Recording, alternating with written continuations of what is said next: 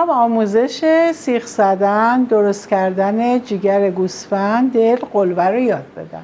بچه این یه دست جگر گوسفنده که شامل جگر سیاشه، این دلشه به این صورت، اینم قلوهاشه که دوتا هستش. حالا ما میایم جگرها رو درست میکنیم، آمادهش میکنیم برای سیخ زدن. این قسمت رو من اضافه هاشو میگیرم. اولین کاری که میکنیم، ببینید اینجا یه خط داره، ما جگر رو از وسط دو نصف میکنیم. خب این الان جگر ما برای این که دستمون رو به این صورت روش میذاریم، جگرمون رو نازک میکنیم. بچه اینو میگن قسمت گوشه جگر، میگن جگر گوشه میگن، نمیدونم دقیق اسمشو نمیدونم، که میگن خوشمزه ترین جای جگر هستش. من جگر رو به این صورت همه رو از وسط دو نصف میکنم.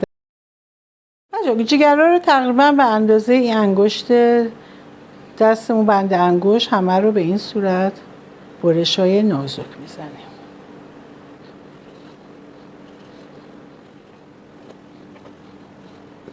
خب جگرها رو که همه رو به این صورت آماده کردم، الان این دل ما هستش که این قسمتش دور ریختنیه، به درد نمیخوره.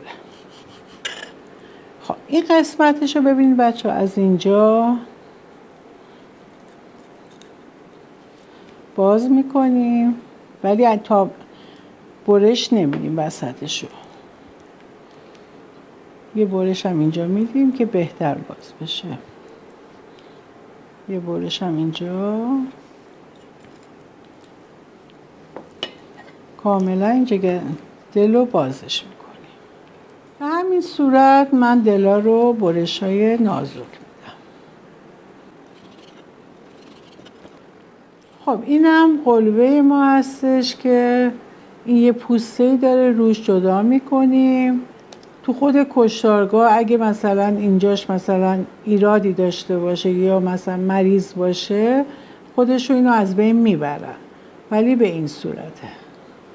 این هم همینجور پوست رویش اگه داره جدا میکنیم، این نداره، این پوست روی نداره، در آورده شده است. خب اینم دستمون رو روش میذاریم، به این صورت به دو قسمت میکنیم.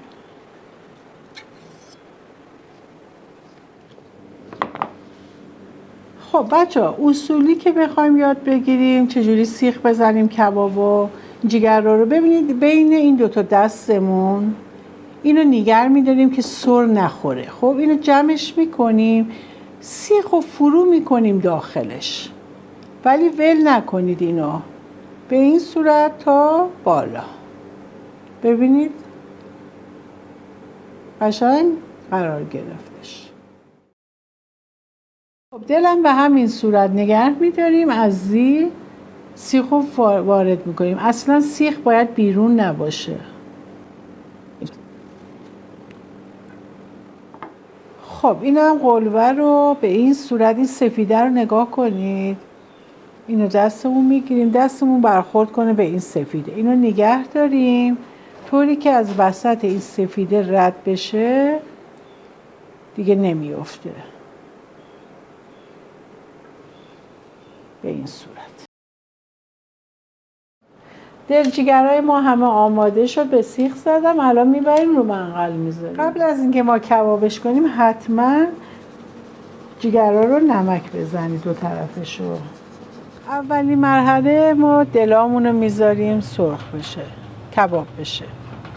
دیگه بستگی به خودتون داره که آبدار میخوای زودتر برمیدارید، اگه خوش خواستید که بیشتر میذارید رو حرارت. قلوه رو میذارم رو حرارت، جگرها رو هم به این صورت. خب جگرها رو هم برمیگردونم، دیگه داره آماده میشه.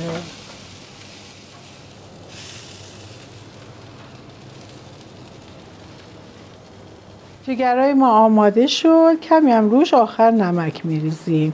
حالا شما ببینید جگرتون رو، اگه برشته تر دوست دارید برشته بردارید، آبدار دوست دارید آبدار درست کنید، بستگی به خودتون داره.